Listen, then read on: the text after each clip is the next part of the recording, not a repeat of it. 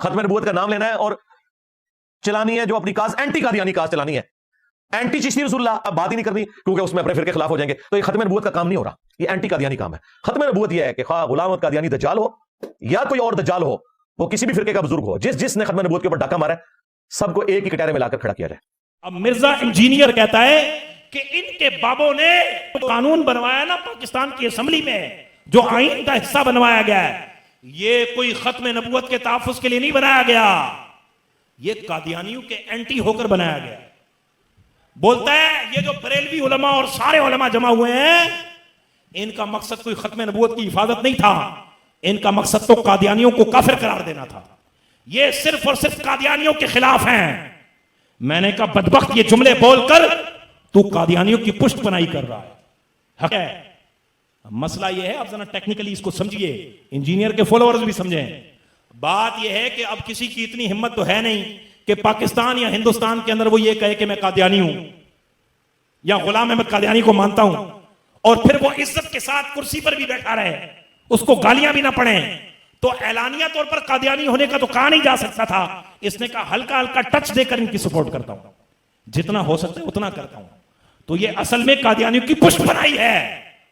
हमारे उलमा ने कादियानियों के खिलाफ कानून पास करवाया था, लेकिन खत्म नबूवत का कानून अल्लाह ने कुरान में बना दिया था, रसूलुल्लाह ने अहादीस में बयान कर दिया था।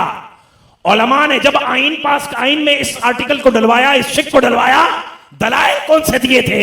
ये कुरान की आयत बयान की थी, मा काना मुहम्मदुन अबा अहदिम मिन रिजालिकुम वलाकिन रसूलुल्लाहि व खातमन नबिय्यीन।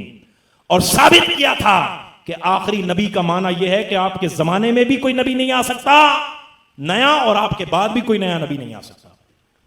तब भुट्टो ने माना, तब असेंबली में यह करारदाद पास हुई कि कादियानी काफिर हैं। ये थोड़ी कि शाह अहमद दुरानी साहब उठ के गए और कहा कि कादियानियों को काफिर लिख दो।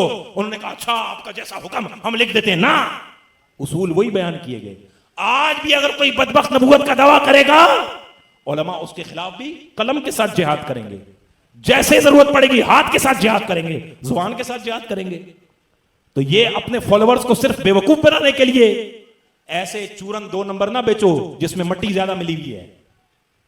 हकीकी दीन वही है जो मुस्तफा करीम ने कुरान और अहदीस के जरिए बयान कर दिया है। और बड़े बड़े दावे ना करो। तुम्हें जब अरबी की अलिफ बा ही नहीं आती, तुम आला हज़रत के कंजुल ईमान पे क्या एतराज करोगे? तो ये एतराज करके कि जनाब ये कादियानियों के खिलाफ हैं, खत्म नबूवत के खिलाफ नहीं है, और फिर मिसाल देना कि जनाब देखो इनकी किताब में लिखा हुआ है ला इलाहा इल्लल्लाह चिश्ती रसूलुल्लाह। मैंने कहा किसने लिखी है? तेरे अब्बे ने लिखी होगी, हमारे तो आला हज़रत ने मना किया है। जो चिश्तिया सिलसिले के बुजुर्ग थे उन्होंने तो कोई किताब लिखी नहीं है, आला तो रद्द करके चले गए। इस पर उलमा डिबेट कर चुके हैं तफसीली, इस पर हम गुफ्तगू नहीं करना चाहते। लेकिन बात यह कि इसी बात को बार बार दोहराता है, बार बार दोहराता है। मसला है कि नई कोई चीज है ही नहीं जो मार्केट में लाए। 2 एतराज हैं जो किया जाते हैं, एक हम पर एक दूसरी पार्टी पर। ला इलाहा इल्लल्लाह चिश्ती रसूलुल्लाह। मैंने कहा किसने कहा चिश्ती रसूलुल्लाह सही है?